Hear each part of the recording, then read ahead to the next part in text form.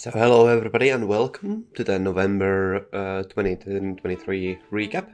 It's a bit late. I've been kinda sick, as many of you might know. Regardless, it's been an interesting month.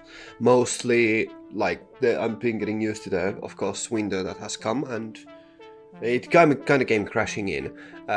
The sicknesses are a really big deal, of course, but also because there's so little light, and it kind of messed up with my schedule, my sleeping schedule and all that stuff. It's kind of harsh. So yeah, I did do a lot this month. Mostly I did some concerts and stuff like that. So I did have some busy stuff in that situation, but other than that, it's been almost chill. Other than that, I'll get into the media. So, one manga that I have been reading is, of course, another new manga. Not that new, but something new for me. I became the strongest with the failure frame. It's just, not exactly an it is an isekai, and it's a kind of a normal isekai, except the main character doesn't actually have a lot of physical stats this time around. It's mostly just that he uses status effects to get around. It's a interesting vengeance story once again, but that's kind of besides the point.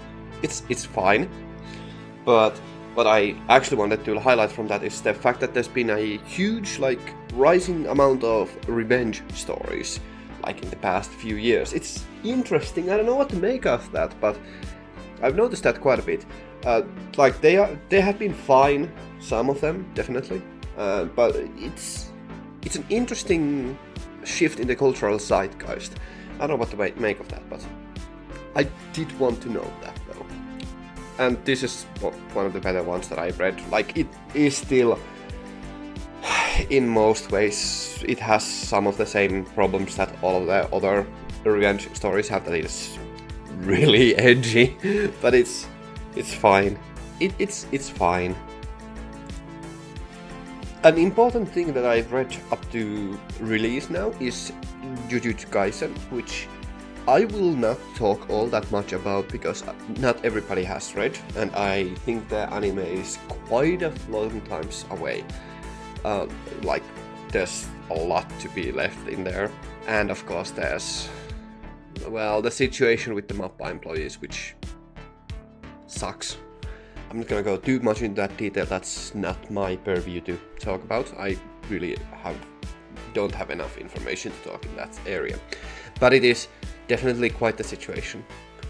But I have read the manga now up to release, and it's, I'm not gonna say anything. All of you who have read it, it is quite the experience. I will say that I did enjoy it, and I'm always looking forward to the next chapters, so it's good. It's good. Let's keep it at it's good. And now I will talk about some of the games. I played a lot, but there are a few that I would like to highlight once again. I did try quite a few, but not enough that I haven't enough to make an actually educated opinion about them. So first of all, Risk of Rain returns. It was released. It's so good. it's really good. Oh man, I don't know what to say about it. It's so good. It knocked it out of the ballpark. There's so much in that game, and it's just every single aspect of the previous, or rather the original one, Risk of Rain, the Risk of Rain 1, which is the 2D, is still there. It has the same essence, but it has more, so much more. It feels a lot better to play. It has, of course, the multiplayer aspect is so much fun. We've been really hammering it out with my friends. I don't know, there's so much I want to talk about that game, but I think, like, if you just take a look at the game, you can, like, quickly realize if it is something that you'd enjoy. Because it has, of course, the elements that do push people away. Pixel graphics, roguelike, and platforming, 2D platforming. And it is insanely hard, which all of these things could be good for you or bad. I personally love it, but I can understand why people would not. So, once again, it's really such a strong Game of the Year contender that it's not even fair for me. But it's I'm gonna have to go play some more of it. It's just a very top tier experience. Like, Risk of Rain 2 is one of my favorite games of all time. Risk of Rain 1 is definitely up in the 20s, 30s. So it's kind of hard to say. This game is a really high competitor for which one I enjoy more, this or Risk of Rain 2, because I personally really like 2D, so, and the art style, and the music. Oh my god. Okay, that's enough, it's good, it's so good. One of the interesting little games that I did play is Demon Turf. It's a 3D platformer collectathon in a very, very classical sense. You have one hit point, you die from basically anything.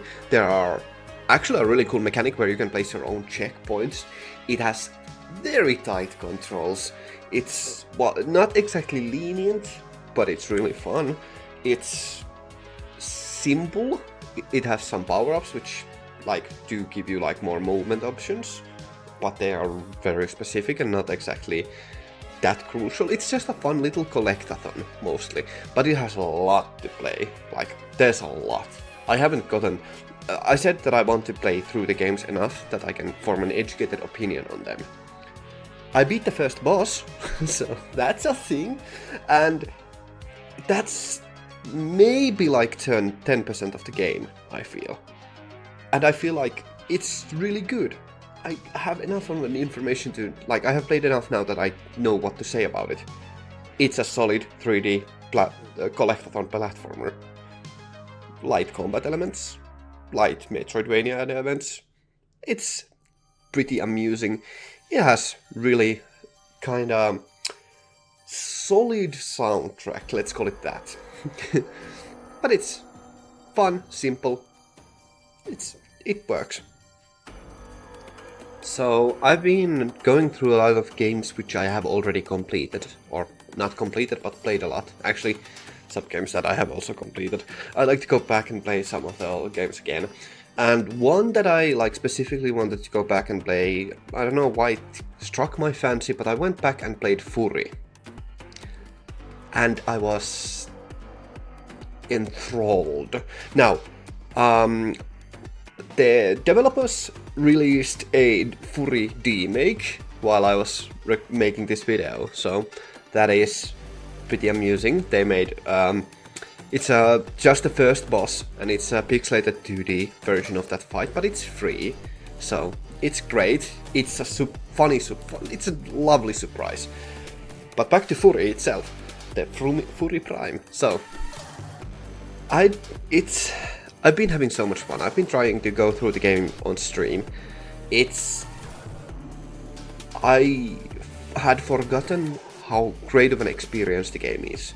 It is, of course, a boss rush game, but that is something that I quite fancy. It's really difficult, which is also good, and it is a very good way to get into the flow once again. I've been using it in my like short streams, so that's something that I've been using it for. But it's also like really fun to just play through. Like the Fourier difficulty, which I went to play now. Gosh, it's so challenging, but in a good way, like only in a good way. It's very difficult and I love it. And Furi itself it's such a good experience. So I've been having a grand old time with it. Now it's pretty challenging, of course, but that's fine. And that does lead me to the next game. The final game that I wanted to highlight. After playing Furi, I was like going through my memories of Hayden, and I recalled how wonderful of an experience that game was. And I knew that they had added the option to have same-sex couples, which, you know, as a bisexual man, I appreciate that. And representation is always something that I've been kind of like indifferent about. I didn't have like that strong opinions about it. Like, I think I did like many years ago, but that's old me, and that was dumb me, so let's not talk about that. That wasn't a good idea. I wasn't good then, but now, when I opened the game, and the section game there, where you can choose, like, I don't know what about that kind of just struck me in a very particular way. It might be because in real life there has been, let's say, some issues in real life, because we have a lot of bigots in Finland, and I've met a lot of street preachers. They are a plague upon our society, to say the least. And I've met a lot of homophobia, to be specific. Like a lot, like a horrifying amount. And that selection screen just spoke to me in a particular manner. I don't know what to say. It just felt special. So, of course, the game is wonderful, but that just I don't know. It's something like the simple acknowledgement and the nonchalantness of it that just it made me feel all kinds of ways. Okay, yeah, onto the outro. So, I had a lot to play this year. I'm gonna still try to make the December recap next month. Hopefully this time it'll be out early. But I make no promises, because I'm gonna be busy. And I don't know what the new year will bring. I don't know if I'm gonna make any videos before that. But for now, I do want to acknowledge that I've been really inactive on YouTube, of course. There are real life situations that explain it, but I should still be more active here, and I should post more. But I've gotten kinda like accepting of my laziness, which has somewhat helped me to like produce more, so that's good. Regardless, I want to thank you all very much for your patience. I want to thank you very much for your continued support, and I'll see you later. Ganmu out.